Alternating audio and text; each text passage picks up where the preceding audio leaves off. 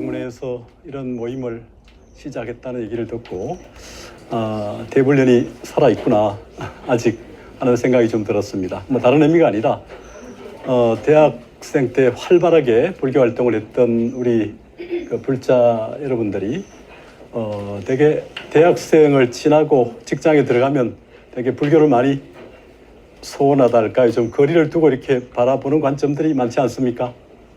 군대에서도 제가 뭐 근무하면서 보니까 군대도 역시 군인들도 요새는 그 최근에 좀 놀랬던 게 법회나 종교 행사를 오는 그 군인들에게 마일리지 제도를 적용해서 1시간 반 기준으로 해가지고 점수를 주더군요. 1.5점인가 해서 24점인가 되면 휴가를 한번 나갈 수 있고 1일을 이런 방식을 취하다 보니까 종교라고 하는 게 뭔가 하는 생각이 들고요. 자발적으로 온 것은 아니라 하더라도 군대에서 되게 뭐 군대 가면 법당이나 교회나 성당에 가면 먹을 거 주고 좀 졸기도 하고 쉬기도 하고 뭐 이렇게 해서 되게 왔는데 비해서 요새는 마일리지 제도를 적용하니까 거의 법당이 뭐 교회 종교 행사가 반 이하로 줄어들었다는 군인도 줄고 그런 얘기를 좀 들었습니다. 대학생 불교연합회 때 아마 여러분들이 치열하게 불교 행사에 참여하면서 아마 불교 공부를 많이 하셨을 거라 생각합니다. 그러면서도 이제 또다시 이렇게 마치 불자 예비군 아니시죠? 현역이시죠? 예, 현역이시죠? 예비군이 아니라 불자들로 이렇게 다시 돌아오셔가지고 이렇게 모임을 개최해서 이어간다는 얘기를 듣고 이런 모임이 좀 지속적으로 이어지면 좋겠다 하는 생각이 좀 들었습니다. 불자의 존재감이 너무 좀 적은 것 같아서 늘 안타까웠는데 어제 우리 뭐 과거 또는 현재 우리 젊은 불자들이 이제 나이가 드셔가지고 60대, 70대 이렇게 또 50대 이렇게 그 불자로서 다시 모여서 불교의 실행도 하고 불교의 현재와 미래를 함께 고민하는 그런 이렇게 공동체 또 이런 모임이 생겼다는 얘기를 듣고 상당히 기뻤고 또 이런 좋은 인문학 기획을 하셔서 강좌를 이어신 것 같아서 상당히 좀 눈여겨봤습니다. 제가 오늘 이제 맡은 주제는 요청받은 것은 이제 일연선사입니다. 여기서는 이제 기획에는 보니까 야사 정사가 아니라 야사의 대표적인 인물로 이렇게 기획이 됐더군요. 근데 이제 우리가 일연선사를 생각하면 아마 여러 가지 이미지가 떠오를 겁니다. 2000년에 제가 강의할 때 가끔 그런 얘기를 합니다만은 지난 2000년에 두 가지 조사를 한 적이 있습니다. 지난 1000년부터 그러니까 1001년부터 새로운 1000년을 맞이하면서 2000년까지 우리 사회, 우리 역사 속에서 가장 영향력이 큰 인물, 뭐 100명을 꼽아봐라. 이런 오피니언 리더들, 뭐 대학 교수들이나 언론사 데스크에서 조사를 한 적이 있습니다. 근데 총 불교계 인물로 조사된 사람은 5명입니다. 누구겠습니까? 1001년부터 2000년까지. 원효 의상대사는 1000년 이전 분이죠. 1001년부터 2000년까지 누구겠습니까? 예, 일연선사 들어갑니다. 의천대사. 또 누가 들어갑니까? 만해에서는 20세기 이후죠. 무학대사 아닙니다. 예, 서산대사, 사명대사.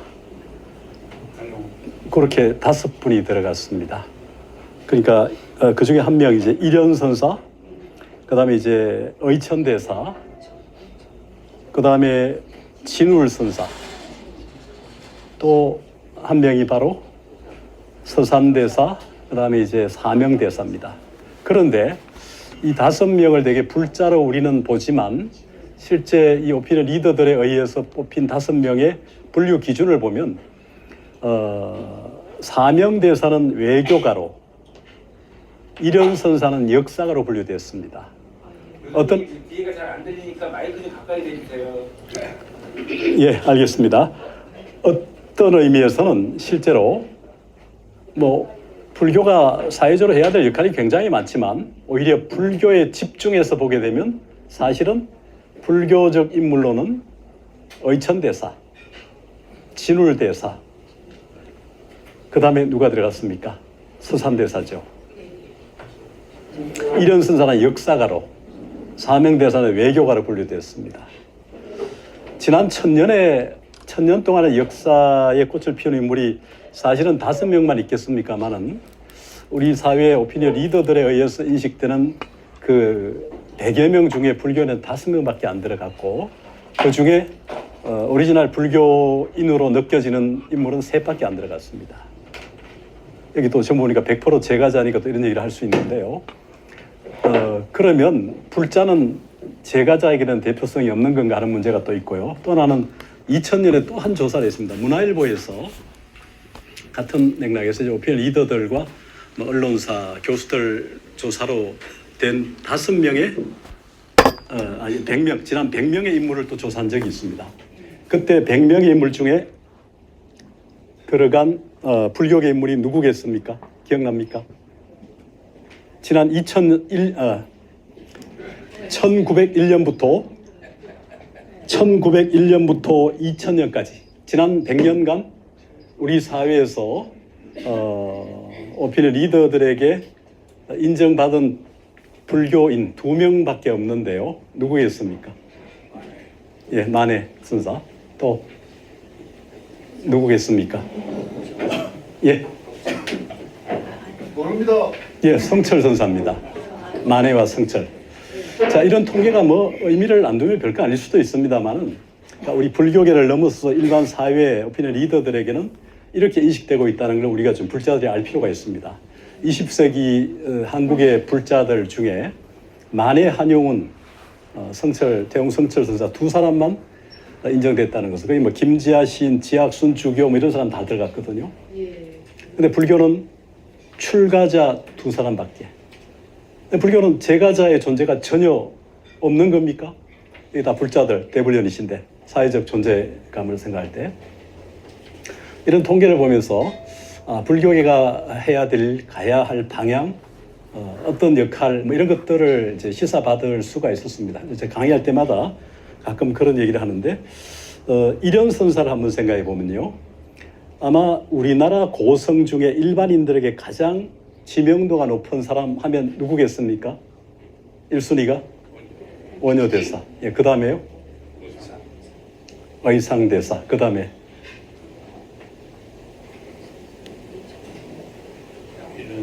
아마 이련서사일 겁니다. 고려시대 인물 중에 우리가 이제 고대 삼국이나 고려 조선 할 때 한국의 대표적인 불교 인물 또는 뭐 고성하면 신라는 원효를, 고려는 대개 사상적으로는 진우를, 또 그 조선은 사상적으로는 여러 역할로 이제 서산대사를 꼽을 텐데, 사실은 일반 사람들은 진우를 잘 모르고요, 이련서사를 더 많이 압니다. 왜 그럴까요? 예. 역사 시간에 삼국유사 배우니까 잘 예. 알겠죠. 진울서사는 잘 안 배우죠. 그렇죠. 예. 뭐 이런 부분도 있을 겁니다. 그러니까 이제 이 교과서라고 하는 게 어떤 의미인가, 교육이라는 게 어떤 의미인가, 그리고 방송 언론의 어떤 역할이 우리가 생각될 겁니다. 우리가 이제 대불련 동문이시고 또 불자들이 앞으로 해야 될 역할 방향도 한번 고민을 할 수 있는 그런 조사이고 기준이라고 하는 생각에서 이제 그런 생각이 들었습니다. 여러분 대개 삼국유사를 좀 읽어보셨습니까? 만져보셨습니까? 들어보셨습니까? 외우는 구절이 좀 있습니까? 안이비설신의 견문각지 좀 해보셨습니까? 예, 이게 이제 들어보고 뭐 만져보고 읽어보고 외우는 구절이 있는지 뭐 이런 등등이 굉장히 중요해요. 사실은요, 아무것도 아닌 게 아니라 이 견문각지하는 이게 굉장히 중요합니다. 들어보기만 해가지고는 안 되고요, 만져보기만 해도 안 되고, 읽어보는 것도 넘어서서 이제는 좀 외우는 구절까지 가야 우리가 뭐 수지족 지도지무지 하는 것처럼 이렇게 논에서 말하는 것처럼 이렇게 춤추고 구르고 하는 것처럼 우리가 환희용약하지 않습니까?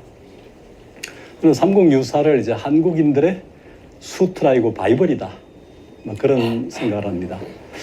육당 최남 선생은 우리 고대 고전들이 다 불타더라도 이 삼국유사 한 곳만 남아 있다면 우리 고대사를 혼자 고대사를 복원할 수 있다. 그래서 우리 고대사를 혼자 담당할 수 있다. 감당하는 책이 바로 삼국유사 이런 얘기를 했습니다. 우리 제가 여기 교재에서도 저기도 이런 얘기를 잠깐 했습니다만은 우리가 이제 삼국유사라고 하면 흔히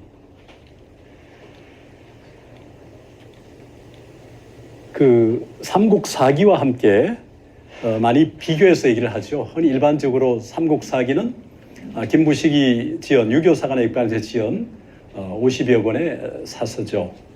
반면에 이제 이런 선사의 삼국유사는 불교사관에 입각해서 특히 중도사관, 연기사관, 업설사관에 의해서 찬술된 5권의 역사서인데 두 개를 비교하면서 삼국사기가 정사임에 반해서 삼국유사는 뭐 야사다 이렇게 부정적으로 왜 여기 나오듯이 이제 일반적으로 우리 퇴경 권상우 선생님 선임 출신으로 동대 초대 총장했던 분이 이런 삼국유사를 읽는 이들에게라고 하는 이제 그 삼국유사 번역 앞에 방대한 해제를 붙이고 있습니다.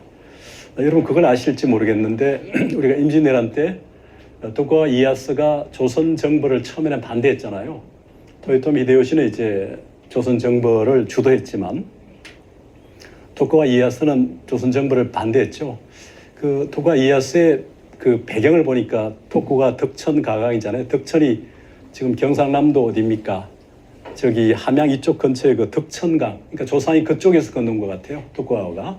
토쿠가와는 조선을 치는 것을 원치 않았는데 하여튼 그 토쿠가와가 이제 일본에 들어가서 자리를 잡고 도쿄 중심으로 이 교토 중심에 토요토미와 이제 갈등하지 않습니까?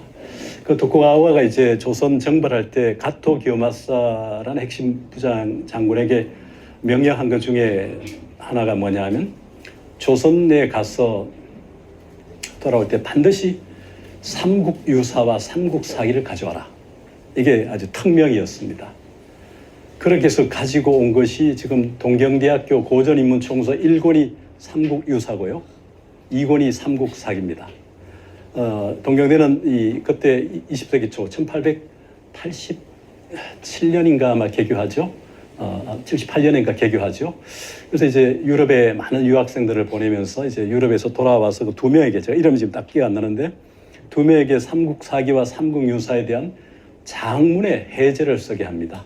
거기에 지금 동경대 고전인문총서 1, 2권 앞에 실려 있거든요. 이제 이 영향을 이제 삼국유사를 재발견한 최남선이 원래 서울에 이제 중인 출신이면서 뭐 집안에 여유도 있고 해서 일본 가서 일본을 돌아보고 와가지고 출판사도 하고 거기서 이제 삼국유사의 가치를 알고 장문의 해제를 쓰지 않습니까? 그 삼국유사의 장문의 해제를 쓴 최남선 이후에 이 권상우 선생이 또 낸 삼국유사 지금 동서문화사본 제가 안 가져왔는데 동서문화사본에 보면 값이 두껍지만 싸고 뒤에 원문이 있어가지고 그걸 많이 학생들이 권하는데요. 그 동서문화사의 이제 앞에 실린 그 장문의 해제도 육당을 비롯해서 이제 퇴경 권상로 이렇게 이어가는 그런 전통이 있습니다. 삼국유사 앞에 해제를 단다는 것은 쉬운 일이 아니거든요. 삼국유사에 대한 전관할 수 있고 통찰이 없이 해제라는 게 쉽지 않고요. 사실 삼국유사를 온전히 번역하는 게 쉽지 않습니다. 몇 종 많이 나와 있지만 거기서 권상우에서 이런 얘기를 하고 있습니다. 우리가 일반적으로 삼국유사는 허탄하다. 불교사관에 입각해서 보기 때문에 유교가 말하는 뭐 자불어 계력난신 공자께서는 괴이하고 신의하고 패력하고 어지러움에 대해서 말하지 않았다. 미지생 언지사 내가 산도 모르니까 어떻게 죽으면 알겠냐. 그러니까 과거와 미래가 아니라 오직 현재 일세만을 강조하는 유교 입장에서 기록된 그런 맥락에서 볼 때 불교의 과현미 3세 시간관이나 지옥부터 저 부처 불계까지 10개의 공간관을 얘기하는 불교의 그 얘기를 받아들일 수가 없죠. 그러다 보니까 이제 허탄하고 괴이하다. 삼국유사에 나온 영험에 대한 얘기, 인과에 대한 얘기, 전생에 대한 얘기 이런 것들을 보면 그래서 이제 일반적으로 허탄하다는 얘기를 학계에서는 삼국유사에 대해서 해왔습니다. 거기서 퇴경은 이런 얘기를 합니다. 삼국사기의 상징적인 수정과 유사의 원형대로의 기록에는 커다란 탄력의 차이가 있어 앞에 것이 뜨거운 물에서 건져낸 나물과 같은 데 비해 뒤에 것은 논에 있는 미나리처럼 싱싱하다. 서술성모의 정견국모, 이게 가야의 이제 정견국모죠. 정견모주 중에 성모 신앙만 하더라도 신라 부분도 있습니다만은 사기는 이를 모른 채 하거나 지나갔는데 유사는 이를 거두어 두고 있는 것이다. 우리 고대사의 신학상 성모의 지위가 무겁고 크다는 것을 아는 사람이면 이것을 눈물겹게 고마하지 않을 수 없을 것이다. 한마디로 말해서 옛 역사를 원형대로 보고 싶어 한다면 삼국유사의 고마움을 깊이 느끼지 않을 수 없을 것이며, 고마워한다면 그 까닭이 바로 허탄하고 괴탄하고 헛된 것에 있다는 것을 생각하지 않으면 안 될 것이다. 삼국유사가 괴탄하지 않았다면 거기에 무슨 독특한 것이 있겠는가? 실로 괴탄하고 뒤섞여 어수선하다는 것을 어수선하다는 평을 듣게 되는 것이야말로 바로 유사로 하여금 고대사 연구에 독보적 위치를 차지하게 만든 것이 아닐 수 없다. 오히려 비판받는 그 이유가 역으로 오히려 이 책의 가치와 의미를 극대화시키고 있다. 이렇게 반론을 제기하는 겁니다.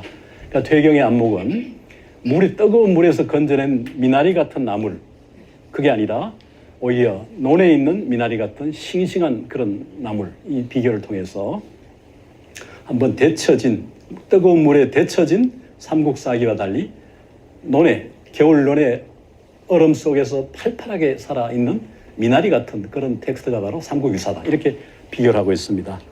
이런 맥락을 고려하면 삼국유사의 이제 성격을 우리가 볼 수 있는데요.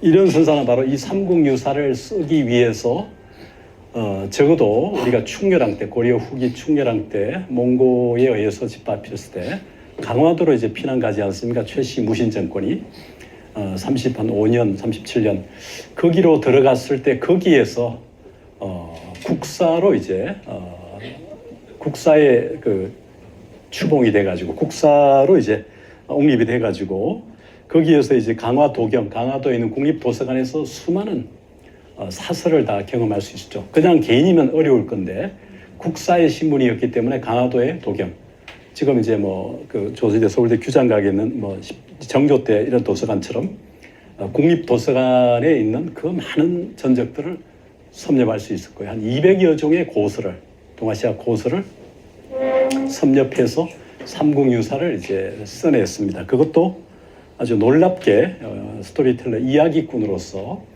삼국사기가 편전체로 이렇게 순서대로 연도로 왕별로 쓰는 것과 달리 주제별로, 내용별로, 그리고 유사라는 말 자체가 갖는 유자가 빠질 유자로 읽기도 하고 남길 유자로 읽기도 합니다. 한때는 삼국유사라고 할 때 삼국사기가 의도적으로 유교사관에 입각해서, 그리고 허탄하고 괴탄한 것이기 때문에 수록할 수 없다는 김부식의 사관이겠죠. 그런 맥락에서 배제했던 부분들을 오히려 이러는 펄펄 살아뛰는 인간의 모습, 선사니까 오히려 적나라한 인간의 모습, 살아있는 인간의 모습을 있는 그대로 기술하지 않습니까? 그래서 거의 성적인 얘기도 나오고 또 영험의 얘기도 나오고 허탄한 얘기라고 하는, 그러니까 허탄이라는 게 유교의 입장에서 볼 때는 현세만을 눈에 보이지 않고 손에 잡히지 않는 것을 불교는 기록하잖아요. 우리가 보는 세계와 보이는 세계는 굉장히 차이가 있죠. 우리 눈에 보이는 세계라고 하는 게 아주 10분의 1도 안 되지 않습니까? 보이는 세계와 보이지 않는 세계.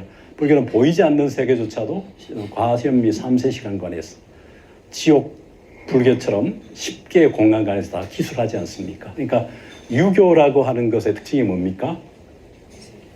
유교는 우리가 지옥, 악의, 축생수라, 인간, 천상, 성문, 영각, 보살, 불 이렇게 할 때 10개라는 맥락에서 보면 유교의 가장 이상적 가치를 어디에 둡니까?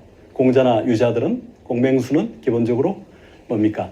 내성 외왕도 얘기하지만 사실은 성인과 군자지 않습니까? 성인과 군자라는 것은 인간의 세계에서 가장 이상적인 존재고 어떤 그 롤모델일 수 있죠. 그럼 도가는 어떻습니까? 도가도교. 이건 사실은 기독교도 마찬가지인데 천국을 얘기하는 맥락이니까 지옥, 악이, 축생수라, 인간, 천상, 천상 세계, 천인까지 얘기하는 게 사실은 도가도교고 기독교죠. 도가의 이상적 인간형이 뭐죠?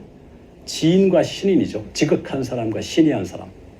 근데 불교는 사실 어떻게 됩니까? 지옥, 악이, 축생수라, 인간, 천상 5개, 6개를 넘어서 제7성문, 제8 연각 즉 독각, 제9 보살, 제10 부처 이렇게 얘기하지 않습니까? 그러니까 불교의 이상적 인간상은 성문 연각 보살 불이란 말이에요. 그러니까 유교의 제5위, 도가의 제6위를 넘어서 제7, 8, 9, 10위가 결국은 불교가 추구하는 이상적 인간상이죠. 인간형이고 성문 연각 보살 불. 물론 저 아래 지옥, 악이, 축생수다, 인간, 천상도 있습니다. 그러니까 시간관에서도 훨씬 더 뭐 도가나 기독교는 현재와 내세만 얘기하는 2세 종교고 유교는 1세고 불교는 3세지 않습니까? 시간적으로도 불교가 길고 공간적으로 넓죠. 그러니까 이 불교를 받아들이기가 사실은 쉽지 않은 거죠. 그리고 유사의 입장에서 볼 때는 허탄하고 괴이하다고 이렇게 평가할 수밖에 없는 건데요. 그런 맥락에서 볼 때 바로 이제 불교, 특히 이런 선사가 삼국 유사에 담아냈던 중도사관, 저는 중도사관이라 부르고요. 중도사관은 즉 연기사관이고 연기사관의 좀 더 좁은 의미로는 이제 업설사관이라고 저는 그렇게 명명하는데요.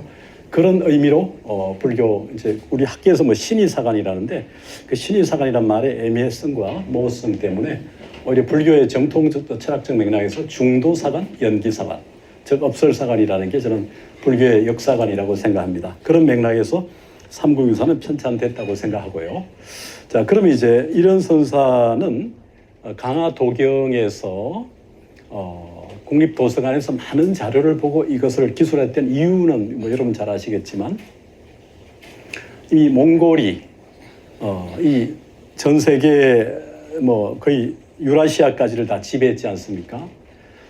고려가 마지막 저항으로 남아 있었죠. 뭐 얼마 전에 고려 거란 전쟁도 보셨겠지만 마지막까지 남아 있었고 그 마지막 그 부분에서 이제 고려가 계속 걸렸던 건데 최신무신 정권은 이제 강화도로 건너가서 권력을 유지하려고 했지만 몽고인들이 이 바다 물에 대한 두려움과 이해가 부족해서 그랬다고 하지만 이 우리 반도는 그냥 막 엄청난 그 피해를 봤죠. 그럼에도 불구하고 이제 고려인들이 항복하지 않으니까 도대체 저 고려인들이 뭐를 믿고 저렇게 항복하지 않는가 봤더니 바로 불교였고 불교의 상징인 대장경이었잖아요. 고려 초조 대장경. 고려 현종이 원래 뭐 누굽니까? 원래 그 출가해서 성녀 생활을 했죠.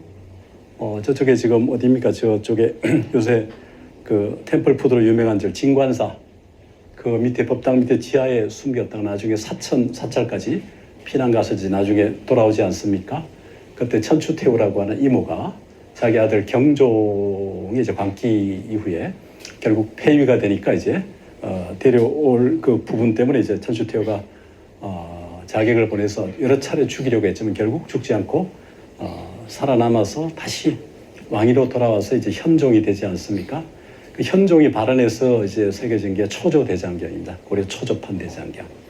그러니까 이 초조판 대장경에 의존해서 고려인들이 항복을 하지 않으니까 결국은 이제 살레타 몽골 특수부대 300명의 특공대를 구성해서 대구 팔공산 동화사에 모셔져 있던 고려 초조장경을 이제 없애려고 아마 진격을 했던 것 같고요.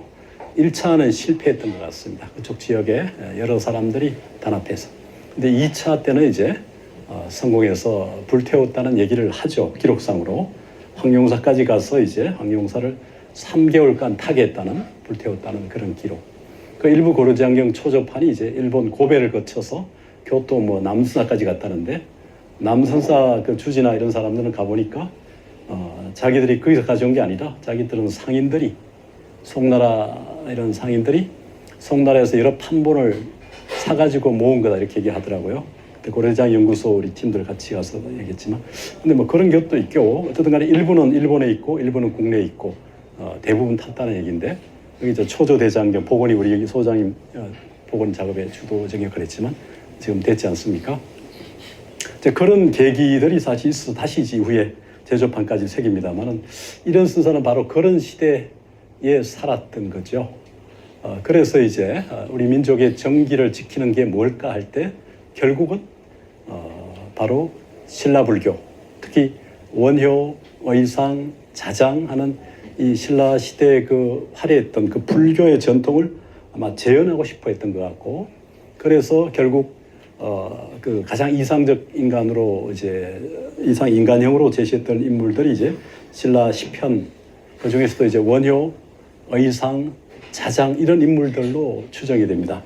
제가 이제 삼국유사 속에 원효와 의상이라는 글을 하나 쓴 이후에 자장과 원척 부분을 좀 하나 쓰려고 좀 생각하고 있는데요. 원효 의상은 조사를 해보니까 사실은 5건 138조목 중에 12조목의 원효, 10조목의 의상이 나옵니다. 제목이나 목차 빼고 그 중에 이제 부석 의상이나 분황진나 이렇게 해서 분황과 부석은 사실은 원효와 의상을 일컫는 별호 또는 뭐 법호니까 그까지 치면 12편, 12조목과 이제 10조목인데 그걸 빼더라도 10조목, 8조목 이렇게 됩니다. 그러니까 삼국유사의 138조목에서 이렇게 많은 거론을 한다는 인물은 실제 인물로는 자장, 원효, 의상이 가장 많고요. 그 중에 가장 많이 등장하는 이제 사찰은 황룡사, 그 다음에 월정사 이런 쪽입니다. 이제 여기에 가는 상징적 의미들이 굉장히 많은데요. 그럼 이제 그 조금씩 한번 보겠습니다. 이미 원효와 의상에 대해서는 강의를 들으셨죠? 그죠? 그러시니까 이제 제 강의 준비를 위해서 이제 보냈던 이 논문도 결국은 이제 원효 의상과 관련된 일연이다 보니까 원효 의상이 중복될 것 같습니다. 근데 이제 아쉽게도 일연 같은 경우는 한 10여 종 100여 권의 저술을 남겼는데 현존하는 일연의 저술은 사실은 중편 조동오이라고 하는 책. 그거는 이제 조동종의 그 오이를 편한 그 조동오이라는 책을 길상사, 남해 길상사에 잠시 머물 때 누가 보는 것을 이제 함께 보다가 좀 문제가 있는 것 같아서 이제 거듭 편집하면서 앞에 서문을 붙인 정도의 책입니다. 그리고 나머지 책으로 남아 있는 것이 지금 이제 삼국유사 5권이고요. 그리고 이제 조그만 단편 글 하나 정도 남아 있어서 사실 이제 일연선사를 알 수 있는 기록은 거의 별로 없습니다. 그러다 보니까 삼국유사에 대한 연구는 한 3,000편 될 겁니다. 우리나라의 한 주제, 한 텍스트에 대한 연구 논문을 가장 많은 연구 논문이 나오게 된 것을 조사해 보면 아마 제일 많은 게 아마 성서일 겁니다. 기독교 성서, 신학대학. 그 다음에 이제 삼국유사, 그 다음에 막 향가 정도가 되지 않을까요? 인물로 치면 원효가 한 1000여 편 이상, 퇴계도 한 그 정도 될 겁니다. 그러니까 한 1000편 정도 이상이 되는 주제나 인물은 되게 이 정도거든요. 현재 지난 한 7, 80년 연구된 거를 보면요. 통계를 보면. 근데 이제 일연선사에 대해서는 삼국유사나 향가라고 하는 주제로 많이 연구가 됐지만 정작 일연 자신에 대한 연구는 그렇게 많지가 않아요. 왜냐하면 일연의 저술이 삼국유사 말고는 거의 없다시피 하고 중편 조동오이도 사실은 그의 본격적 저술이라 보기는 어렵거든요. 그러다 보니까 되게 일연 연구가 쉽지 않고 일연의 삼국유사 연구 중심으로 되어 왔습니다. 그러다가 이제 최근에 일연의 그 위상이나 삼국유사의 가치 또 그의 선사로서의 위상 이런 것 때문에 조금씩 연구돼 가고 있는 그런 현실입니다. 그런 맥락에서 원효와 의상을 이제 소환했던 일연의 의미가 조금 달리 이제 보이는 이유는 여러 가지 외적인 요인도 있을 겁니다. 이를테면 이제 대구 옆에 경산이 있죠. 경산이라는 도시가 뭐 옛날에 그 상주 안에 들어있던 데인데 지금 이제 경산이 뭐 어디입니까? 바로 대구 옆에 있으면서 거기가 원효 대사의 고향입니다. 일연 설총 그 아들 설총도 경산에서 태어났다는 보장은 없는데 결과적으로 원효 대사 아들이다 보니까 경산에서 우리 경산 출신으로 지금 잡고 있죠. 그 다음에 일연 선사가 경산 출신이다 보니까 대구 경북 특히 경산에서 지난 10년 막 직후에 군의하고 좀 경쟁을 했죠. 경산은 원효 대사의 고향이고 일연 선사의 고향인데 군의는 사실은 뭡니까? 삼국유사에 이제 마무리 지은 인각사가 있지 않습니까? 그래서 이제 인각사가 있는 군의와 일현선사의 그 탄생지인 경산이 서로 지방자치제 경쟁을 막 하더라고요. 그러니까 양쪽에 가서 뭐 특강을 한 적이 있는데, 그러다 보니까 삼국유사 기념관을 세우고 삼국유사 공원도 만들고 뭐 일현 공원도 만들고 뭐 여러 가지 하는 이제 이쪽 그 군인은 그렇게 하고, 이쪽 이제 경산 쪽은 그 지방 정부 지방 그 지자체 도움을 받아가지고 삼성현 공원, 삼성 기념관 이런 거를 세우려고 한 30만 평 정도의 땅을 아마 경산시에서 이제 지원하는 걸로 얘기가 됐는데, 그 인근 지역의 목사들이 반대해가지고 한 17만 평 정도로 줄어드는 상태로 지금 삼성현 공원이 만들어졌고, 그 안에 삼성현 역사박물관이 만들어졌습니다. 그 안에 원효실, 설총실, 일현실 해가지고 삼성현 기념관, 역사 기념관이 만들어져서 그나마 이제 일현에 대해서는 그렇게 좀 연구도 좀 되는 분위기가 있고요. 설총은 기존에 유교 쪽에서 좀 해왔으니까, 그래서 이제 원효는 계속 불교 쪽에서 해왔고 이렇게 되는데, 상대적으로 일현에 대해서 아직 연구가 그렇게 많이 돼 있지는 않습니다. 그래서 삼국유사를 얘기할 때는 원효와 함께 얘기할 수밖에 없고, 원효를 얘기하면 의상과 함께 얘기할 수밖에 없는 이런 부분들이 있습니다. 그래서 이제 제가 여기 만든 그 원고도 결국은 일현이 원효와 의상에 대해서 갖는 인식을 중심으로 조금 얘기를 할 수밖에 없던 부분이 있습니다. 우선 이제 삼국유사를 4개에서 일현을 얘기해야 되는 그런 상황이니까 조금 살펴보겠습니다. 원효 관련 삼국유사의 조목 기록은 아까 얘기 드린 것처럼 12조목이지만 그 중에 첫 번째는 태종 춘추공조, 김춘추공에 나오는 부분입니다. 여기 이제 김유신과 이제 소정방, 사실은 이적이 되는데 나당 연합군 그의 정책 그 전쟁 연합 전쟁 고구려가 이제 쳐들어오니까 고구려에게 이제 그 쫓기는 나당군이 이제 그 어려움에 직하자 김춘추가 이제 원효 대사에게 소정방이 보낸 암호, 그러니까 화독화란, 그러니까 이거 좀 경계에 있어가지고 여기 보면 그 당나라 장수 소정방이 사실은 이적입니다만 그 이런 수사가 할 줄 해놨습니다. 분할주로 화란 속이물 잘 안 보이죠? 예, 회지 국인 미해기의 이렇게 쭉 나오잖아요. 당나라 장수 소정방이 이제 종이에다가 이 뭡니까 그 송아지하고 이 새를 그려서 보냈어요. 나라 사람들이 이제 그 의미를 이해하지 못해가지고 사신을 원효대사에게 보내서 이제 해독하게 했더니 속한 기병 빨리 병사를 돌리시오 이렇게 얘기하는 대목이죠. 그러면서 이제 위화독 화란 이절야, 송아지를 그리고 새를 난새를 그리는 것은 바로 이절 반절이라는 거죠. 화독이랄 때 우리가 옛날에 한 조선의 때 이제 우리가 뭐 맹자나 사서 볼 때 그 음이 없으면 이렇게 반절 개념으로 해가지고 음을 빌려서 표현했죠. 그래가지고 이제 히읗, 그러니까 초성, 중성, 종성 중에 화, 초성인 히읗과 중성, 종성인 이제 독에 옥 해가지고 혹이 되죠. 그리고 이제 여기는 속이 되잖아요. 그러니까 이렇게 혹 이렇게 되죠. 그래서 우리 말에 옛날에 뭐 성님, 형님 하잖아요. 히읗과 시읒은 통하니까 혹한이 사실은 속한이 되는 거죠. 여기서는 속한 기병. 발음이 옛날에 그때 있을 수 있습니다. 형이다, 형님, 성님 하듯이. 그래서 이제 반절로 이제 이렇게 푸는 건데 이걸 몰랐던 거 원효사는 이 반절법을 알고 바로 그냥 빨리 속한 기병하라고 이렇게 풀어줬다는 거죠. 여기서 이제 군대가 빨리 돌리니까 이제 고구려가 뒤에 쳐들어왔지만 목숨을 구할 수 있다는 이런 얘기를 지금 하는 거고요. 그다음에 두 번째는 이제 원종헌법 염촉 멸신 2차돈 순교에 대한 얘기 나온 부분입니다.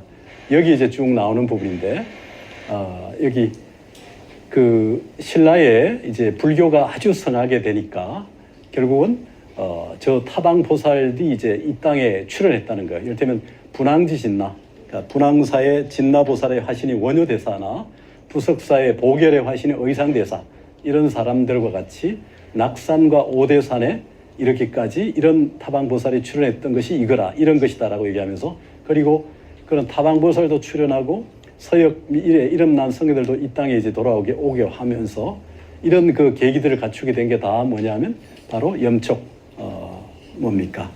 바로 법화왕의 불교 공인을 통해서 이루어진 것이라는 얘기를 쭉 하고 있는 대목입니다.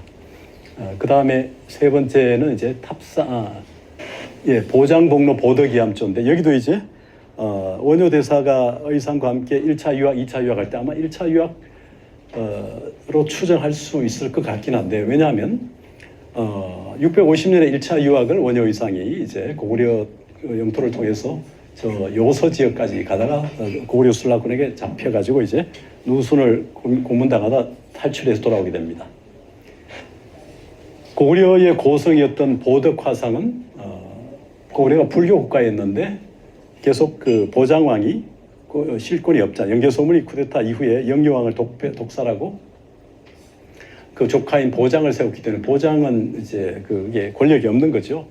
그러니까 이제 영계소문은 당나라와 잘 지내고자 당나라 유화책을 펼치면서 도교를 수입하고 도관을 짓고 하는 이런 그러니까 이제 보덕이 이 나라는 정통적으로 순교, 정교인 불교를 믿는 나라인데 잡교인 도교를 믿으면 나라가 망한다고 주청을 여러 차례 했지만 실권이 없는 보장이 수용이 안 되자 비례방장, 해리포터 빗자루 타고 날아오는 것처럼 비례방장, 주장자를 타고 암자를 날려가지고 저 평야 외곽의 용강에 있던 절을 날려가지고 전주, 완주, 완산주, 고달사로 옮겨오지 않습니까? 거기서 이제 머물게 되는데 그때 원효 의상이 유학 갔다가 1차로 실패하고 돌아와서 1차 때 아마 봤었지 않겠는가 해석의 여지가 있습니다. 기록이 보덕 대사가 이쪽 그 남진한 계기가 650년설이 있고 666년설이 있습니다. 667년설이 있습니다. 아마 667년쯤이 되지 않을까. 왜냐하면 결국 불교를 배척하고 도교를 받들어서 고구려가 결과적으로 망했다. 이런 얘기를 이제 깔고 하는 얘기들인데 그래서 그때 이제 여기 왔을 때 의천의 대각국사 의천의 시에 나오는 부분인데 결국은 원효 대사와 의상 대사가 이 보덕 밑으로 와서 그 열반경을 공부했다 이런 기록이 이제 의천의 시에 보이는 부분입니다. 그 다음에 이제 이게 글씨가 작아 좀 희미하긴 한데 전체 글씨가 키워질 수가 없는 거죠. 그러다 보니까 네 번째는 동경흥유사 금당 10성입니다. 신라 출신의 10명의 고성. 그 중에 이제 사실은 두 사람 정도는 현인으로 보는데 이차돈하고 사복을 이제 출가한 계기가 없기 때문에 그렇게 보기도 합니다만은 그래서 거기 나오는 이제 10명인데 여기서는 원효 부분이 이렇게 돼 있고요. 의상 부분은 또 의상 부분 따로 넣습니다. 신라 최초의 사찰이 흥윤사에 이쪽에는 의상을 중심으로 5인, 이쪽은 원효를 중심으로 5인이 이렇게 돼 있습니다. 서쪽 벽에서 동쪽을 향해서 소조상 앉아 있는 이쪽에 막내 표훈 의상의 맞지자인 사복, 원효, 해공, 해자장 이 서쪽에서 이쪽을 바라보는 거죠. 이쪽 동쪽에서 서쪽을 바라보는 이제 이쪽은 의상 이렇게 등등이 있습니다. 그 다음에 이제 여기 전후소장 사리조 탑상편에 나오는 부분에 의상이 이제 원효와 함께 관세 출가했다는 관세 출가 이 얘기가 나오는 부분이고요. 그 다음에 이제 여섯 번째는 낙산 이대성 관음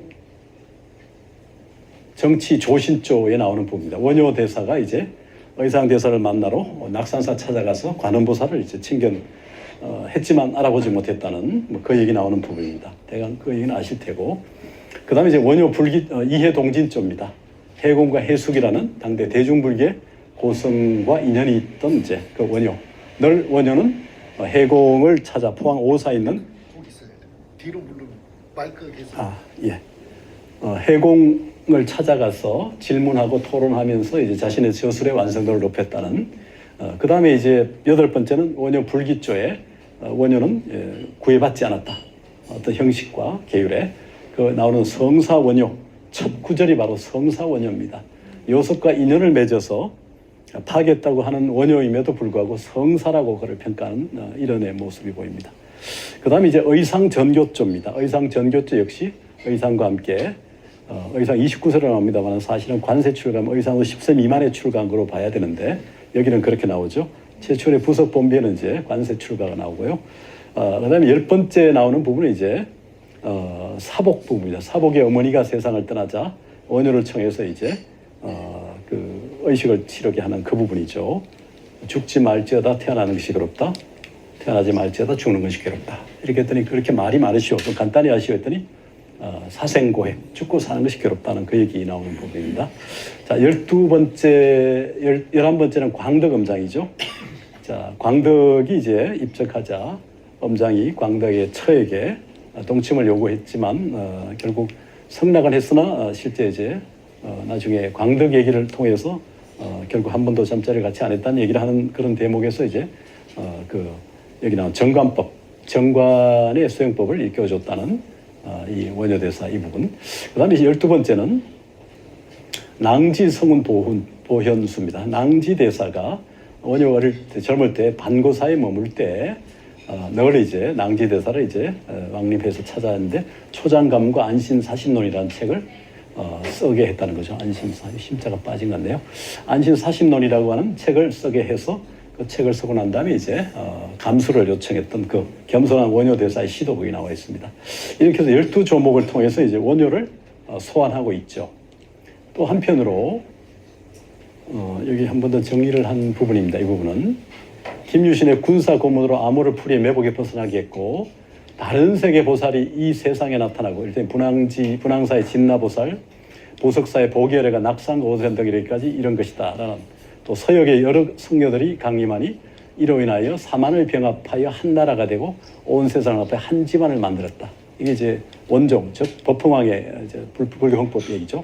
2차돈의 멸신, 몸을 버려서 보장복로 보덕이함, 고구려 보장왕이 독일을 받들자 보덕이 방장을 날려 안주 고달선으로 옮겨오자 원효와 의상이 그곳에 와서 열반교와 방등교를 배웠다는 의천의 시가 실려 있다는 이 부분. 네 번째는 아까 얘기했던 동경 흥륜사의 최초의 신라절 서쪽 벽에 앉아 동쪽으로 향한 소상은 표훈 원효, 표훈 사바 원효 해공자장. 자, 전후 소장사리는 원효는 만년에 의상과 도반이 서쪽에 당당한 유학을 떠났다는 거.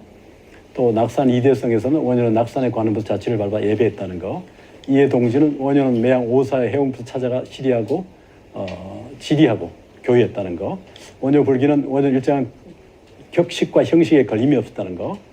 의상 전교, 도방 의상과 요동으로 건너가다가 병경수라에게 잡혀서 겨우 돌아왔다는 거.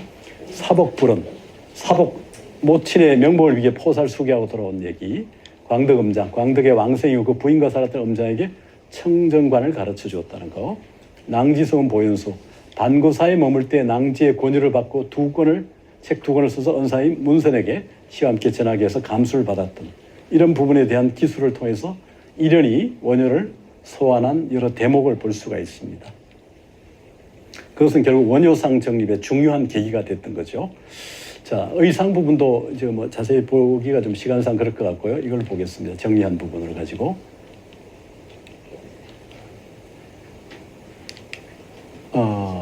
문왕 번민조, 문무왕이지만 이제 고려 정종의 이름 호를 무를 피해서 문왕 피법에 따라 그렇게 표현한 거죠. 의상은 김인문의 첩보를 듣고 문무왕이 알려주었고 경사 수도 경주의 성곽 축성을 팔정도의 이제 역설로 중단시킨 그런 얘기입니다. 여기도 이제 아까 얘기했던 분황지신나 부석사 이 부분이고요. 그다음에 세 번째 보장복로 보덕이양 그 부분이 이제 아까 얘기했던 그 부분 똑같이 같이 갔으니까 원효 의상이. 그다음에 이제 동경흥유사 마찬가지입니다. 그다음에 이제 전후소장사리 이제 도반 원효하기 유학을 시도해 종남산 시상사 지엄화상에 공부했던 얘기. 낙산 이대성 관음 정치 조선의 의상이 관음보살에게 굿을 두 끌어미를 받아서 관음 성인에게 이제 성인을 봉안하고 떠났다는 거. 처음에 일주일은 못 만났죠. 다시 기도를 통해서 2주차에 만나게 되고, 자 황복사 출가 29세 출가지만 실제로 아마 10세 미만 출가한 것 같고요. 당나라 유학 다녀와서 금산 보결의 화신으로 불린 부분. 자 성선총루 의상과 함께 수학한 법장이 제자 성선에게 자신의 화음 주소를 보내 감수를 요청하는 게 이게 나중에 이제 기해동서라고 하는 그 유명한 편지와 그 선물들이 있죠. 낭지성은 보현수 역시 낭지에 제다했던 지통이 의상에 나가서 깊은 뜻을 얻고 지통기를 지었다는 거. 진정사 효선상미. 뭐 잘 아시다시피 호르몬이 모시던 진정이 의상 문화로 출가해서 수행한 뒤에 의상의 화엄대전 강론을 듣고 어머니가 천상에 태어나면서 효행과 선행을 나란히 빚었다는 이 부분. 이렇게 해서 10조목을 통해서 의상을 소환하고 있습니다. 이런 소환을 통해서 결국은 의상의 그 8상도로 또 10상도로 할까 이것을 차려해서 하나의 그 의상상을 정립하는 계기를 만들었다는 거죠. 여기도 이제 그래서 원효의 11개 제목 12개 조목에 나오는 부분을 쭉 이제 얘기해서 하나하나 지금 살핀 그런 부분입니다. 이 부분은요. 그 의회편에 수록된 부분이 좀 주목이 되는데요. 의회편. 자, 이제 이런 선사는 삼국유사의 의회편을 기술하게 됩니다. 고성들의 이야기는 사실은 중요해서 양나라 해교 대사의 고성전이 찬술된 이후에 당나라 때 그 도선 국사 율사의 속고성전, 즉 당고성전이 편찬이 되고요. 송나라 때 고구려 유민 출신의 찬영 대사가 988년에 50권의 송고성전을 찬설하게 됩니다. 거기에 원효, 의상 이런 전기들이 거기 실려 있습니다. 원척 이런 분들. 그래서 의회편인데 양당 송고성전을 의식했던 이제 충분히 참고했던 이런 선사는 신라의 고성전을 편찬하고 싶어했던 것으로 보입니다.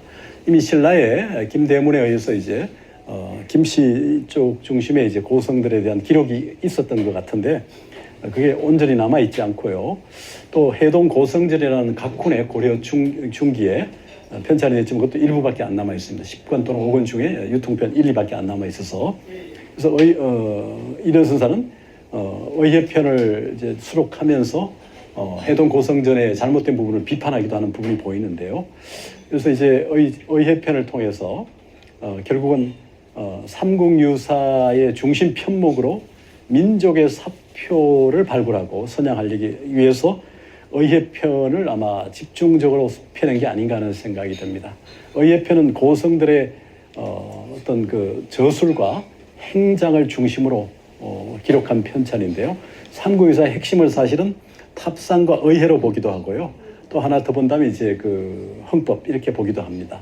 삼국유사를 다 보지 못한다면 흥법과 탑상과 의회 정도만이라도 보게 하려고 해서 약본으로 하는 경우도 있는데 이런 선사이고 또 성녀이니까 고성열전 편찬, 개성적인 기술 태도 견지, 찬시 창작을 통해서 이런 선사는 시인으로서도 48구편 7원사구의 찬시를 수록하고 있기도 합니다.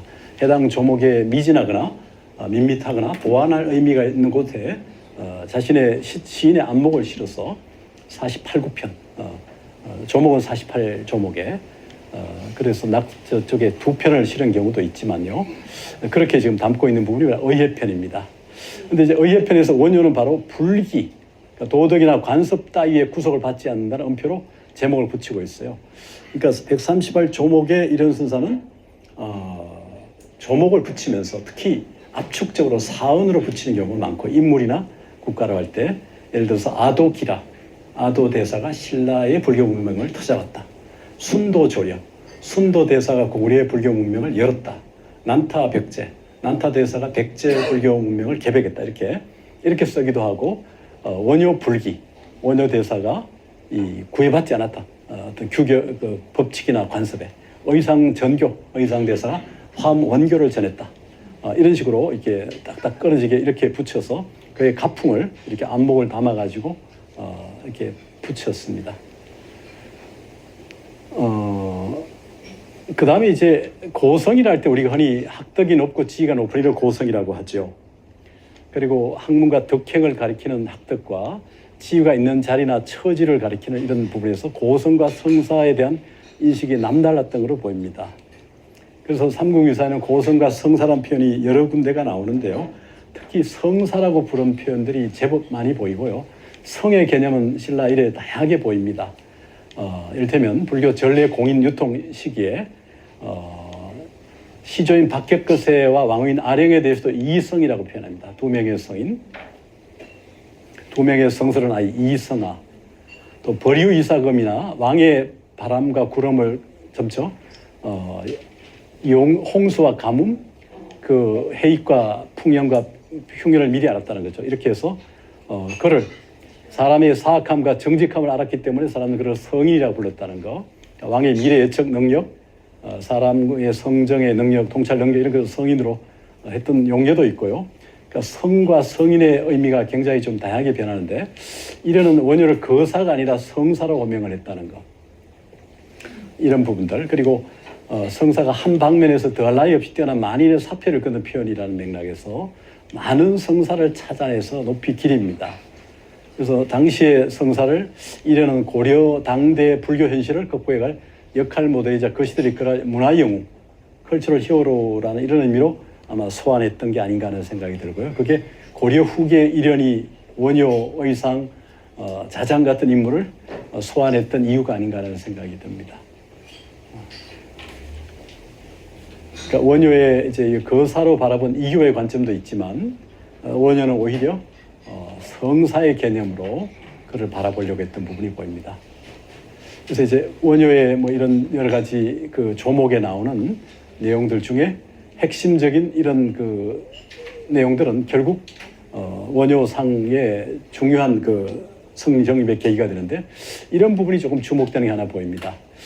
원효가 당나라 소정방이 보낸 암호 해독을 통해서 위급한 신라군들의 목숨을 건졌다는 부분인데요. 원효 대사가 출가자이면서도 국가와 백성들의 현실 문제에 깊이 관여했다는 거. 근데 이제 보살계를 설하는 법망경 보살 계본, 원효 대사에 이제 두 가지가 있죠. 사기와 계본이 있는데 이 중에 제1중계가 가장 무거운 첫 번째 계가 불살생계를 풀이하면서 불살생계 중에 살생이 복이 되는 경우, 죄도 아니고 복도 아닌 경우, 죄가 가벼운 경우, 무거운 죄가 되는 경우 설정해서 살생이 복이 되는 경우가 있다고 하는 대목의 해석이 있습니다. 이 부분을 통해서 역시 아마 살생이 복이 되는 경우가 있다는 원효의 해석은 몽골 침략과 원간섭기를 살았던 이른에게 커다란 울림이 있지 않았을까. 불살생을 제일로 여기는 수행자에게 침략자를 죽이지 않을 수 없을 때는 계율 어떻게 해석할 것인가 하는 문제. 살생이 복이 되는 경우라는 부분에 이런도 상당히 주목했던 게 아닌가. 외적이 쳐들어왔을 때 출가자가 어떻게 할 것인가 하는 문제는 이제 조선시대에 또 문제가 되죠. 일종의 월계, 그러니까 출가자도 한 나라의 시민, 국민일 때는 왕을 모시는 건왕의 역할을 해야 되는 게 일반적인 거거든요. 그런데도 불구하고 기꺼이 애국, 애족, 애민의 입장에서 죽창을 들고 나가서 외적을 죽이는 거죠. 그러나 그 인과는 내가 받겠다. 기꺼이. 내가 인과를 기꺼이 받으면서도 이 애국, 애족, 애민을 포기하지 않겠다. 이런 모습을 보이는 그 월계 이런 정신들이 있죠. 예를 들어서 고구려 안시성 전투에 투입됐던 3만 명의 치병, 바로 성병이거든요. 고구려 조이선인으로 지금 보는데 백두산 중심의 무예 집단으로 보는데 사실은 성병으로 보입니다. 고구려 향태종의 수십만 대군을 뒤엎었던 결정적 계기는 안시성에 투입된 3만 명의 성병이었죠. 그게 고려사에 나옵니다. 한 두 줄쯤 나와요. 그래서 이제 이런 원효대사의 자취를 쫓았던 이런 선사의 의미도 바로 고려라는 그 시기에 신라불교의 그 황금의 전통, 돈신라 이런 그것을 다 불태워버리는 그런 모습을 경험하면서 어떻게 해야 나라를 다시 정신적으로 복원할 수 있을까를 고민했던 게 아닌가. 그래서 이제 이런 원효에 대해서 이렇게 소환하고 했던 걸로 보이고요. 마찬가지로 의상에 대해서도 마찬가지입니다. 의상도 역시 그런 맥락에서 서쪽 유학과 또 서도 건화남 이렇게 이런 과정, 의상의 핵심 행적을 뽑아서 이렇게 그 맥락을 좀 살펴봤는데요. 결국 이런 그 의상의 10가지 조목에서 뽑은 맥락들은 이후에 의상상 정립에 중요한 계기를 만들었기도 합니다. 이런 부분들이 이제 결국 원효와 의상이 신라의 대표적 고성이기도 하면서 그들이 결국 그들의 어떤 성취가 고려에도 개성되기를 바랐던 것이 바로 일련의 의도였던 게 아닌가 하는 생각이 들면서요. 그런 부분을 좀 살펴볼 수 있을 것 같습니다. 그 다음에 이제 그러면요, 저거를 한번 다음 논문을 좀 열어볼 수 있을까요? 삼국 유사를 통해서 이제 원효와 의상과 함께 얘기를 했는데, 예, 그겁니다. 예, 이번에는 이제 역시 그 이런의 저술이 아까 말씀드린 것처럼 중편 조동의밖에 없다 보니까 중편 조동의는 이제 조동종에 기초한 저술이고 거기에 입각했기 때문에 이제 선의 입장에서 선사의 이제 입장에서 이제 이런 선사를 봐야 되는데 사실은 우리나라 불교의 중요한 특징을 되게 화엄과 선의 만남, 화엄선이란 말도 씁니다만은 화엄은 교학의 집대성이고 선은 수행의 어떤 대명사죠. 그러니까 교와 선의 집성으로서 화엄과 선 이제 이런 맥락에서 원효와 이제 이련을 얘기하기 위해서 한번 살펴본 그런 글입니다만은 그러니까 앞에 그래서 이미 원효와 의상을 이제 매개해서 봤지만 이번에는 선과 화엄을 매개해서 이제 원효와 한번 살펴보겠습니다. 이런 자신의 저술이 없기 때문에 그 남아있는 저술을 중심으로 보게 되면 그런 겁니다. 우선 여기 잠깐 목차를 보시면 그 사상적 만남과 통로에서 이제 동양의 대표적 고선 국사다. 원효 이련이 또 화엄과 선법의 가품과 교화라는 측면, 원효의 간분불의와 지관싸움, 땅막과 무덤이 둘이 아니라고 하는 측면하고 사마타 위파사는 지관을 나란히 닦자. 지행, 관행, 지관행이죠. 원래 기신론에서는 그런 부분. 그리고 보법 화엄과 무의중도. 보법 화엄이라는 것은 이제 화엄을 바라보는 원효의 관점의 독특한 모습이죠. 무의중도는 이제 거의 금강산매경론에서 보이는 독특한 진제, 속제, 진제중도, 속제중도, 무의중도, 무의중도하는 5개 단계로 이제 원효가 풀어가는 부분이고요.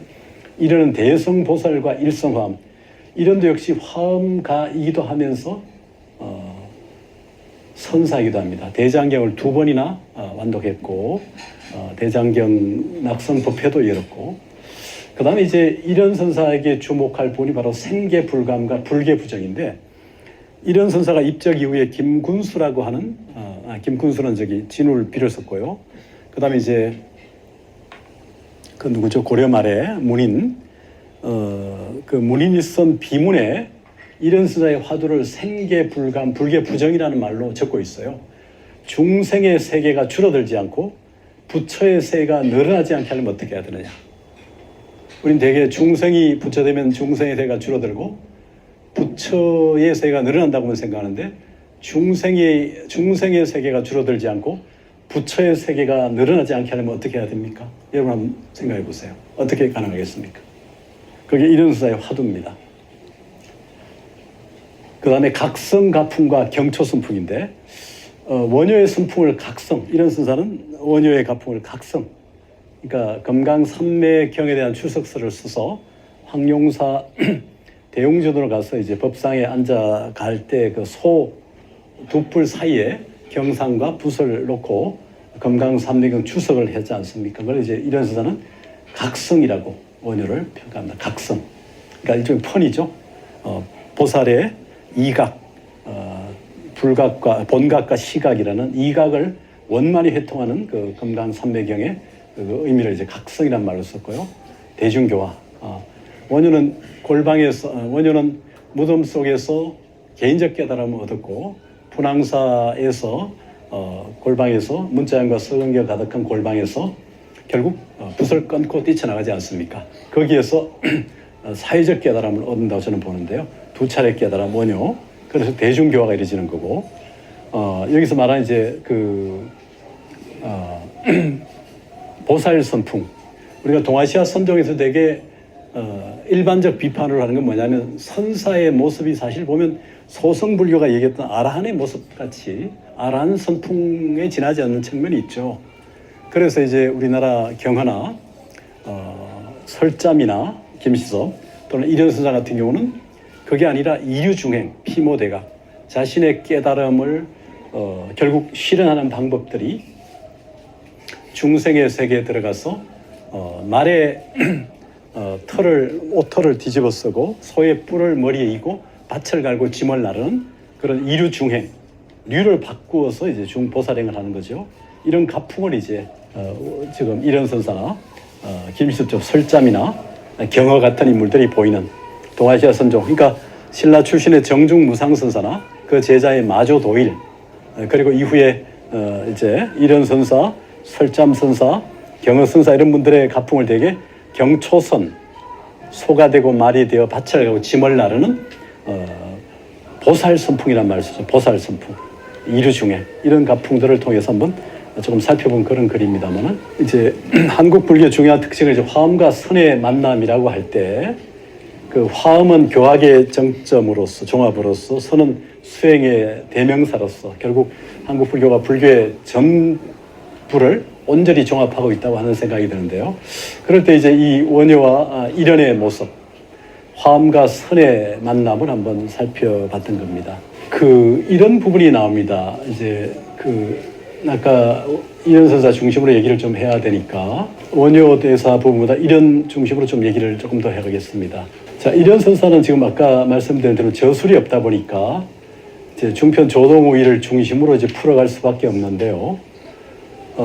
화엄과 선법의 만남이라는 의미를 조금 살펴보겠습니다. 일현은 1206년에서 1289년까지 살았습니다. 13세기 초, 중, 후엽 거의 한 세기 가득 살았던 건데요. 그 당시 보면 이제 무신정권의 시대였고 대몽항쟁의 시대였습니다. 대내적으로는 그 이전에 고려 의종대 정중부 이의방 이고 채원 이의민이 이제 결국 의종을 폐위하고 명종을 옹립하면서 무신정권이 수립됩니다. 정중부 이의방 경대성 이의민 등으로 이제 무신정권이 고종대에 이르게 이제 최치원, 최우적, 최이, 최항, 최의, 최씨 4대로 62년간 이어지면서 7차에 걸친 대모항쟁 끝에 이제 무너지게 됩니다. 잘 아시리라 생각하고요. 마지막에 김준, 임유무를 마지막으로 무신정권은 막을 내리게 되죠. 굉장히 긴 시간 동안 무신정권. 그럼에도 불구하고 역설적으로 보면 우리나라 역사에서 가장 강력했던 시대가 언젠가를 한번 생각해 보게 됩니다. 최근에 이제 고구려 얘기를 많이 하고, 고구려를 계승한 발해의 대조영의 동생인 대야발의 6대 후손에서 관련한 인물이 바로 징기스칸으로 보잖아요. 연구들을 많이 보고 있고 지금 실제 맞는 걸로 보입니다. 이 고려 시대 우리 역사에서 가장 황금기가 뭐냐 할 때, 그 시대 왕조를 중심으로 볼 때 가장 브랜드가 많은 게 고려 아닌가요? 생각해 보세요. 고려 인삼, 고려 청자, 고려 대장경, 고려 불화, 또 뭐가 있습니까? 고려 뭐가 있죠?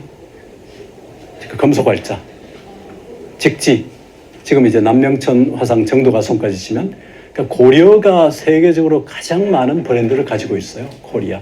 우리 국호도 코리아 아닙니까? 조선 뭐가 있냐? 조선 백자, 신라, 불국사, 석굴암, 고구려, 백제, 가야 한번 생각해 보시면 아마 고려만큼 국제적인 브랜드를 가진 시대가 있을까 생각이 될 겁니다. 그러니까 고려 다이너스티가 결국은 고구려를 이어간 나라이기도 하지만, 그럴 때 그 힘이 어디서 났을까?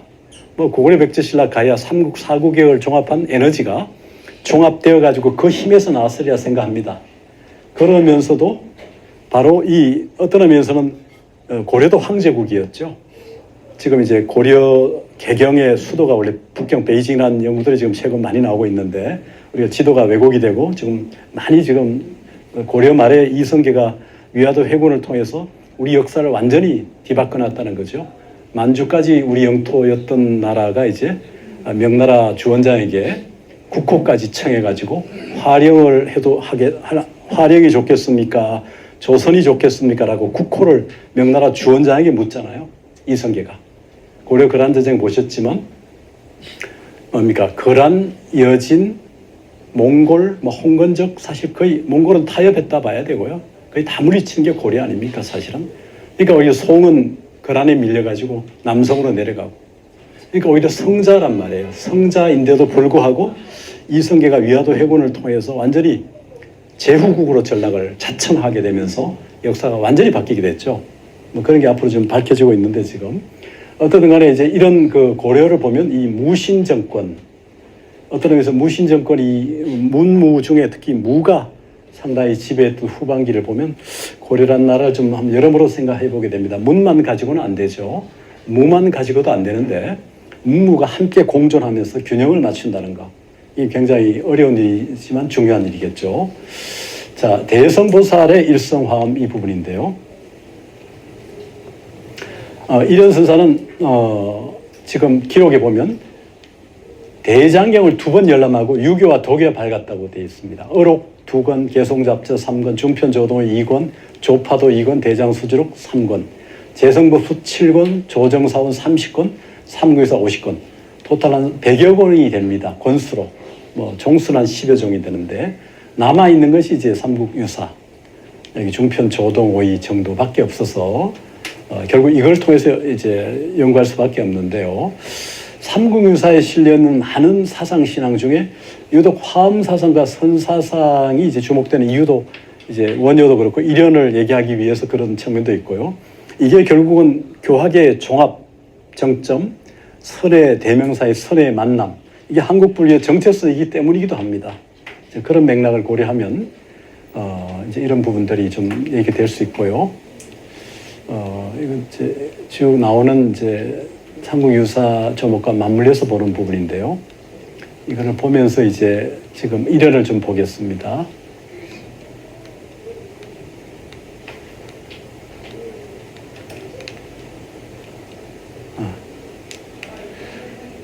자, 일현의 화두는 아까 얘기했던 민지죠. 민지, 고려 말의 문인인 민지가 쓴 이제 그의 비문, 또 여기 민지가 쓴 여기 나오는 이 부분인데요.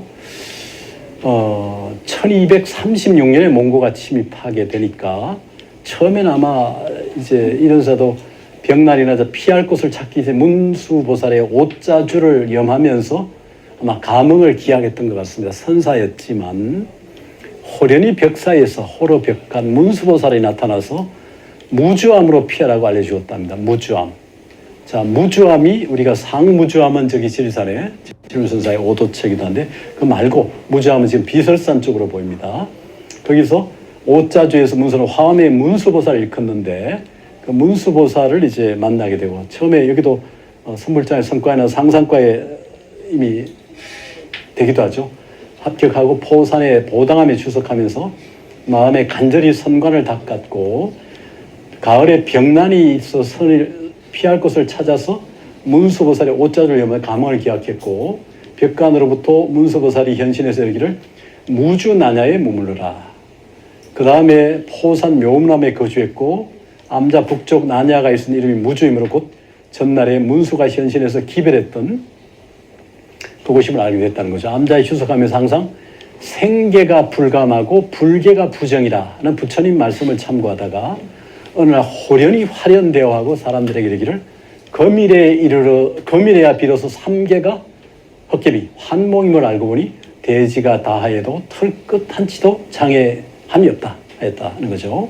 이제 비문 내용입니다만 생계 불감하고 불계 부정의 불설, 이게 사실은 이제 불설입니다. 화엄에 나오는 어떤 것이 중생의 세계가 줄어들지 않고 부처의 세계가 늘어나지 않는 것인가.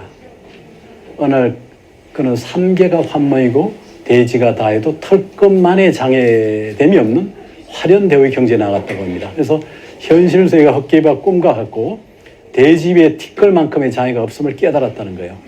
근데 대개 이제 우리는 중생의 세계가 줄어들면 부처의 세계가 늘어난다고 생각하죠. 하지만 중생의 세계가 줄어들지 않고 부처의 세계가 늘어나지 않으면 어떻게 할까? 중생의 내적 변화가 곧 바로 부처로의 질적 변화임을 보여줘야 되겠죠. 그러니까 중생의 세계와 부처의 세계가 생내의 열애장을 갖춤으로써 열애의 어떤 본성, 하나이자 둘이 아닌 절대 평등한의 경계를 증명했던 거로 보이죠. 거의 깨침일 텐데 불각이 곧 본각이고 본래부터 깨침, 부처의 깨침 이 곧 본각이고 여기 이제 불가가 이거 아니 불가가 여기서는 이제 깨치지 못한 게 곧 본각이고 시각이 곧 본각이며 본각이 곧 불각이다. 이게 이제 삼각, 시각 삼각인데 기실론에서 말하는 이제 그래서 시각과 본각이 동일한 동일감을 깨쳤던 거죠.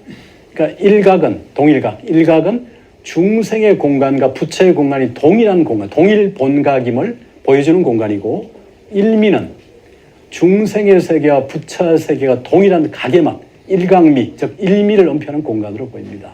이 기실론에서 금강산매경론에서 잘 얘기하는 부분이죠. 그러니까 원효 일현은 바로 이것을 깨친 거로 보입니다. 그래서 결국은 그의 화두가 풀렸다고 보고 당시 최희의 처남이었던 정안이 남해의 사택을 절로 만들어서 정림사라고 만들어서 일현에게 맡게 했는데 거기에서 이제 대선사라나를 제수받고 왕명을 받들어 개경으로 선월사에 머물다가 갑자기 남쪽으로 내려 오호사에 머물렀죠. 얼마 있지 않아 인흥사 수시 만해 주지 만해가 주석을 양보하자 그곳에 머물렀고 무진년 여름에 왕명에서 선교명등 100여 명을 모아서 운해사에서 대장경 낙성회를 엽니다. 제조 대장경 낙성이죠. 사실은 이제 이 강에서 이제 이름을 떨치게 됩니다.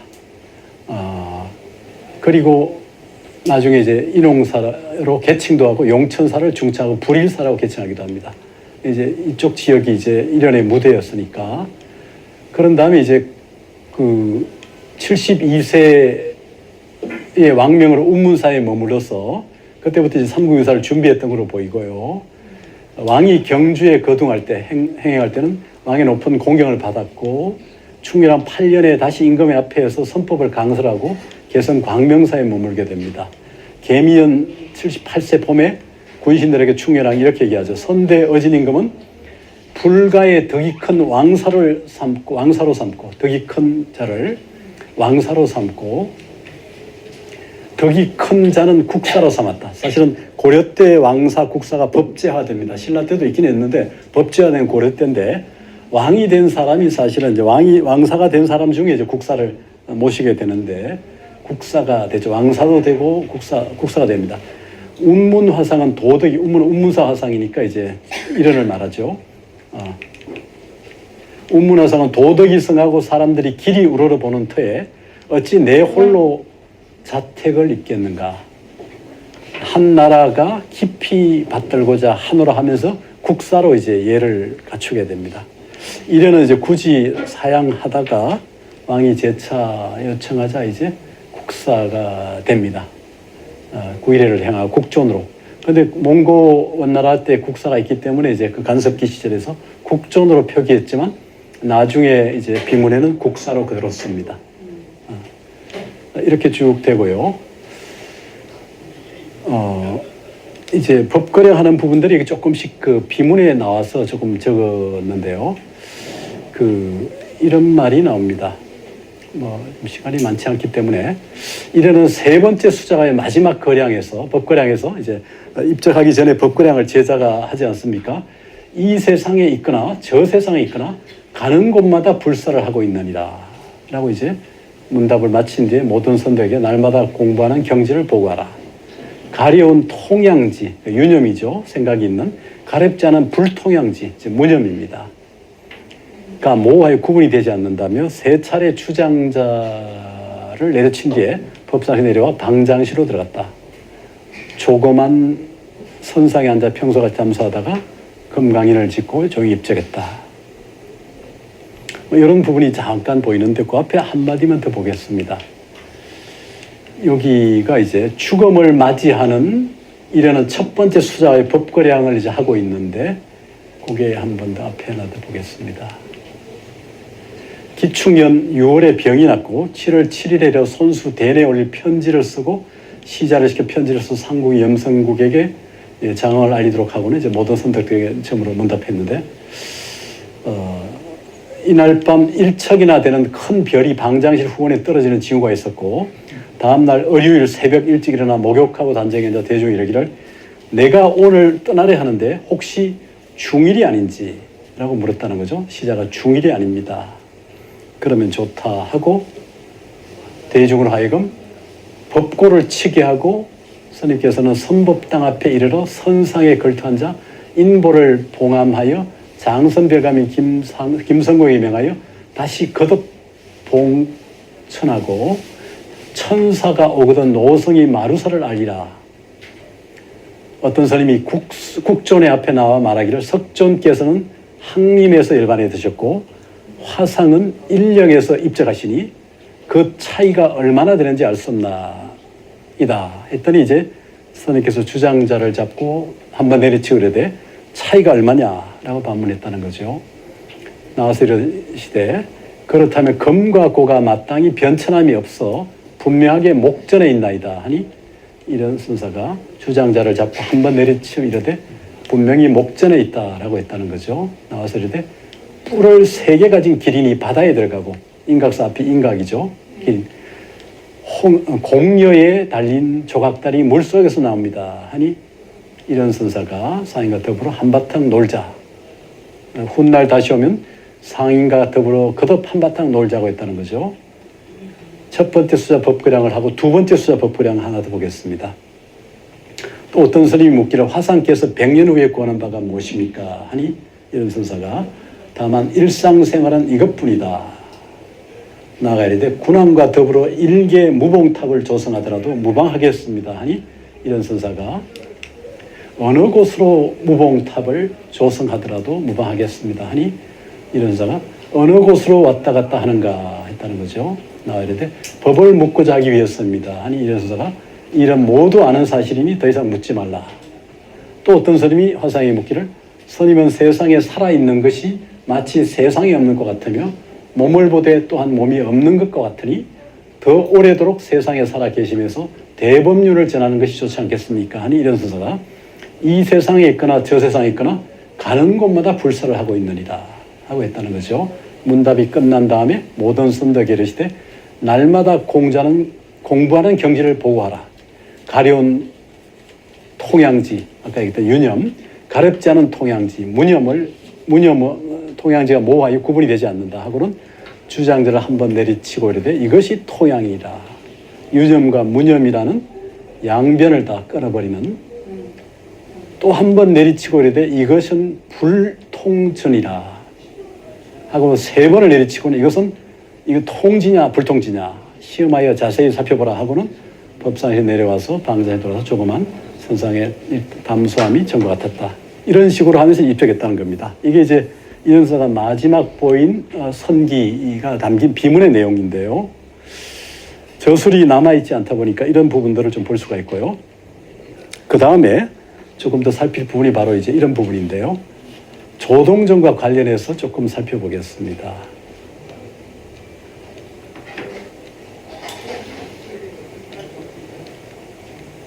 우리가 고려 때 가장 대표적 선사로 알려진 또는 인물로 알려진 이런 선사인데도 저술이 없다 보니까 이런 어려움이 좀 있습니다. 자, 보살선법과 이류중행의 경초선법과 피모대각이라고 하는 부분인데요. 경초선법 부분에서 보겠습니다. 조동오이에서 중표동에서 피모대각과 이류중행을 32번이나 쓰고 있습니다. 피모대각이라고 하는 것은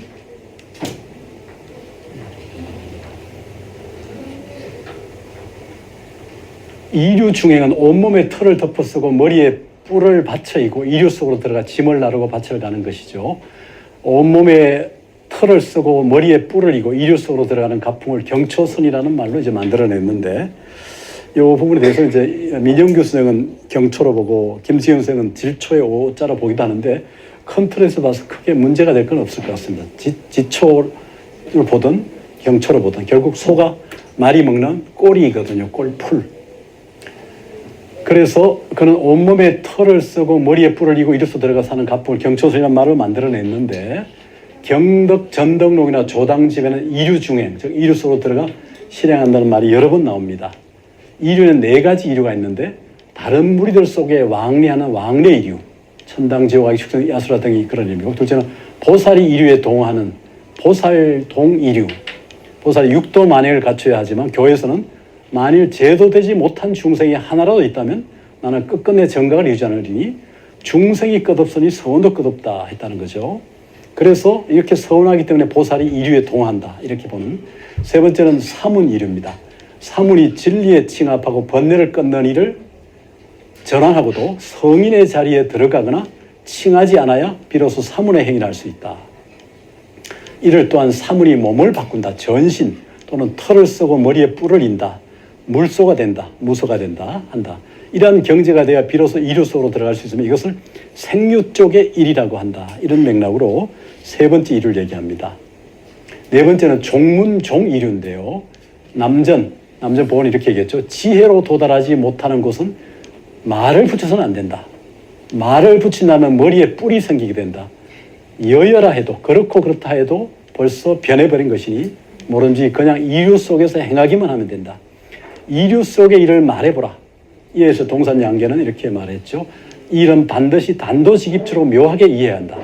일은 묘함에 있고 체는 묘한 곳에 있다. 조산 본적은 이렇게 일은 반드시 한 자리를 비워야 하니 또렷또렷 성성한 분명한 것은 전무하다. 얼굴을 마주보며 겸대해야만 비로소 옳다고 할 수 있다. 만일 작가 종장의 말이라면 치우치지도 않고 바르지도 않으며 유도 아니고 무도 아닐 것이다. 이를 두고 이류 가운데 이를 비워둔다고 한다. 작가 종상이 몸을 던져 나무를 만나면 나무에 붙고 대나무를 만나면 대나무에 붙듯이 해야 한다. 그러므로 부딪히고 범하는 일로부터 보호하니 부탁하고 부탁에 맞지 않는 바이다.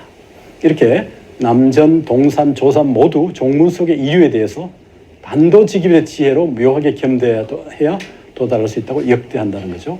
겸대라는 두 가지 일을 겸하여 보는 것, 두 가지 이상의 일을 겸하여 보는 것이고 치우침이 없이 함을 이제 의미하는데 치우침이 없이 보는 것이 단도직입의 지혜라고 볼 수 있을 겁니다. 피모대각입니다. 자, 피모대각. 틀을 뒤집어 쓰고 머리에 뿔을 이는 거죠. 보살 선풍입니다. 이 시대에 필요한 게 이런 것일 수 있죠. 사실은 중편 조동의를 이제 보완하면서 남전, 동산, 조산에서 이류 중에 깊이 공감했습니다. 이래는 그래서 충렬왕대 몽골 간섭기에 남전이 보여준 피모대각 이류 중행을 간절히 염원하면서 여기에 이렇게 덧붙인 게 아닌가 하는 생각이 드는데요. 남전의 얘기 대목입니다만은 만일 어느 상의 이류라면 가고 오는 말이 모두 류에 속하게 된다. 그러면 남전이 이렇게 말하였다. 지혜로 도달하지 못하는 것은 말을 붙여서는 안 된다. 말을 붙인다면 머리에 뿔이 생기게 된다. 여여라 해도 벌써 변해버린 것이니 모름지기 그냥 이류 속에서 행하기만 하면 된다.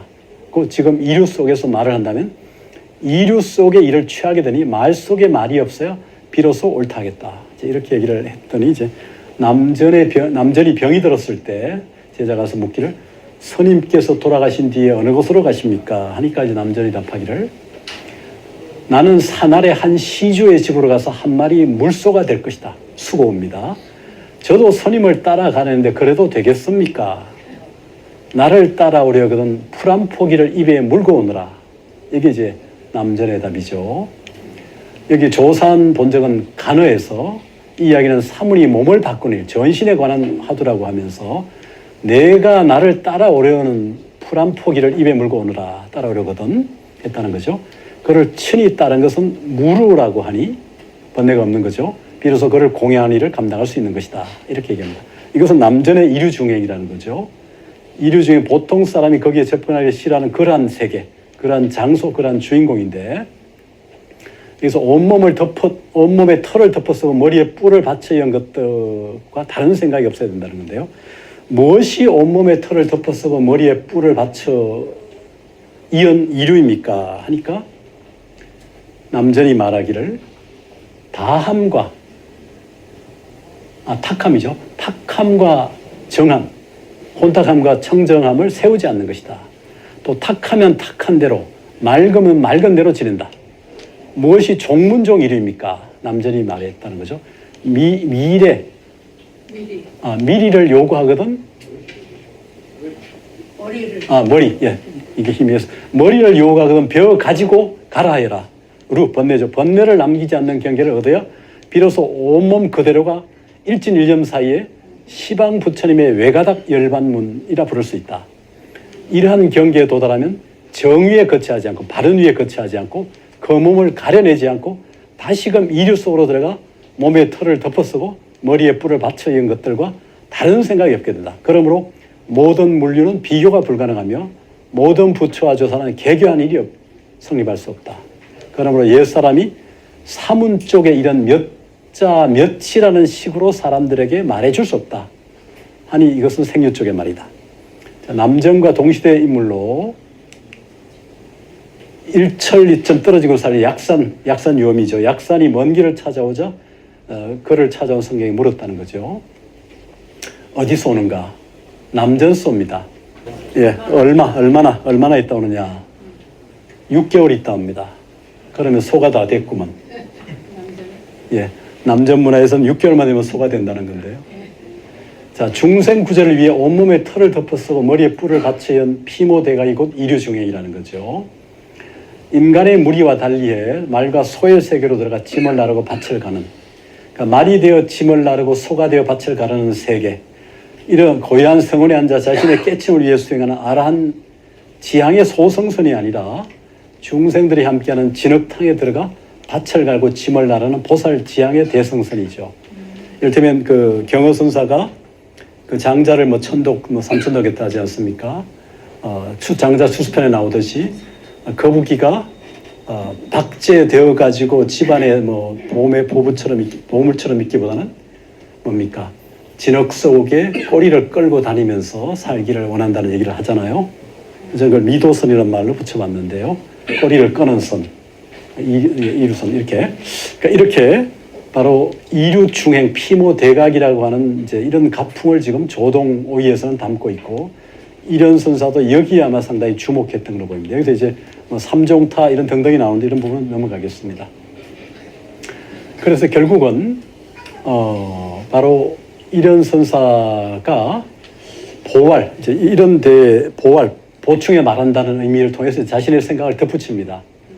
남전, 동산, 조산의 가풍을 적극적으로 수용하면서 이들의 경초 선풍을 개성하고자 했고, 동시에 원효의 각성 가풍을 호명하며 그걸 접속하고자 했던 게 일련으로 보입니다. 그래서 원효의 각성 가풍, 아까 얘기했죠. 각성도 결국 소의 두 뿔 사이에 벼루를 놓고 경상을 놓고 금강삼매경을 주석해서 지난날 100개의 석가래를 구할 때는 내가 참여할 수 없지만 오늘 아침 하나의 대돌보를 구할 때는 나만 할 수 있구나 하는 그 전지 우수건 뭡니까? 바로 그 유명한 그 사자후 유아 동릉의 그 모습, 그리고 이후에 원효가 보여준 대중교화의 모습, 각성가풍, 그거와 바로 이 경초선풍, 남전이나 조산이나 이런 동안이나 이런 그 가풍을 이르는 개성하고자 했던 것 같고요. 그래서 각성가풍과 이런의 경초선풍은 연속과 불연속의 측면이 있겠죠. 그 차이도 있고 특성도 있으니까. 그래서 이런 것이 중생에 대한 사랑이자 나라에 대한 사랑이 아니었을까 이런 생각이 들면서요.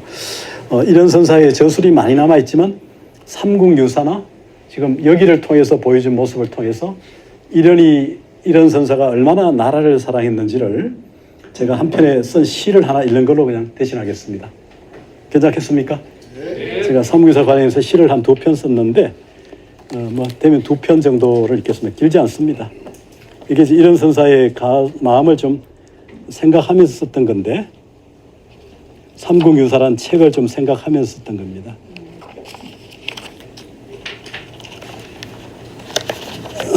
첫 번째 시는 일연의 독백 삼국유사 서시라는 시입니다.